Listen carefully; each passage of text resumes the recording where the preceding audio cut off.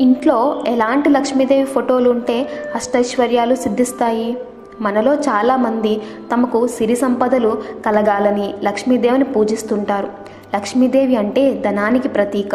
అందుకే ఆమె అనుగ్రహం సిద్ధించాలని లక్ష్మీదేవిని కొలుస్తుంటారు. అయితే చాలామంది భక్తులు తమ అనుకూలతలు, ఇష్టాలను బట్టి వివిధ రూపాలు, ఆకారాలు, చిత్రాల్లో ఉన్న లక్ష్మీదేవి పటాలను, బొమ్మలను పూజిస్తారు. కానీ మీకు తెలుసా, కొన్ని రకాల లక్ష్మీదేవి చిత్రపటాలను పూజిస్తే ధనం రాదట.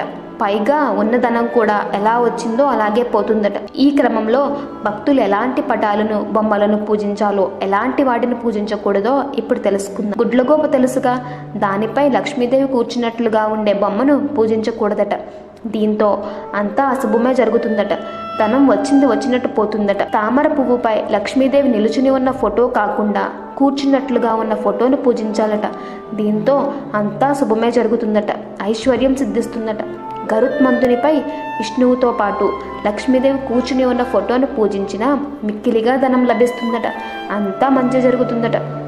శేషతల్పంపై విష్ణువు పడుకుని ఉండగా ఆయన కాళ్ల వద్ద లక్ష్మీదేవి ఉన్న బొమ్మను పూజిస్తే అలాంటి వారి దాంపత్య జీవితం సుఖమయంగా సాగుతుందట. కుబేరుని విగ్రహం లేదా ఫోటోని ఇంట్లో పెట్టుకుంటే దాంతో లక్ష్మీదేవి సంతృప్తి చెంది ఆ ఇంట్లోని వారికి ఐశ్వర్యాలను కలిగిస్తుందట. పాదరసంతో తయారు చేసిన లక్ష్మీదేవి విగ్రహాన్ని పూజిస్తే దాంతో అన్ని శుభాలే కలుగుతాయట.